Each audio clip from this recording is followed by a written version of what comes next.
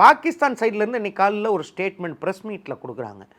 அதில் யார் கொடுக்குறான்னு பார்த்தீங்கன்னா, அவங்களுடைய director general inter services public relations ஒரு 3 ஸ்டார் ஜெனரல் வந்து சொல்கிறாரு, இந்தியன் ஆர்மி நம்மளது 3 ஃபைட்டர் ஜெட்டை சுட்டு வீழ்த்தி விட்டது அப்படிங்கிறத வந்து நான் மீடியா மூலமாக பார்க்குறேன். அவருடைய ப்ரெஸ் ஸ்டேட்மெண்ட் அது மார்ஃபிங் பண்ணதா இல்லை ஏஐயில் பண்ணதா இல்லை அவர் உண்மையிலேயே சொல்கிறாரா?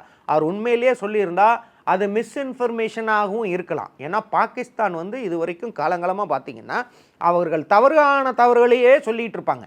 இப்போ கார்கில் வாரில் பார்த்தீங்கன்னா அவங்க இழந்த இராணுவ வீரர்களின் உடல்களை வாங்க மறுத்து விட்டார்கள். எங்களுக்கு இராணுவமே இல்லை அப்படின்ட்டாங்க. அவங்க வந்து அவங்களுக்கு ஒரு அடி ஒரு நஷ்டம் ஏற்படுவது என்றால் அதை ஒத்துக்கொள்ள மாட்டார்கள். ஆனால் அவங்களே முன் வந்து எங்கள் 2 ஃபைட்டரை சுட்டு வீழ்த்திட்டாங்க அப்படின்னு சொல்கிறது, அதை ஒரு ப்ரிடெக்ஸ்ட், அதை ஒரு காரணமாக காட்டி அவங்க போகிற மேலும் அடுத்த கட்டத்துக்கு கொண்டு போகிற ஒரு நிலைமைக்கு கொண்டு போகிறாங்களோ அப்படிங்கிற மிஸ்இன்ஃபர்மேஷனாக தான் நான் பார்க்குறேன்.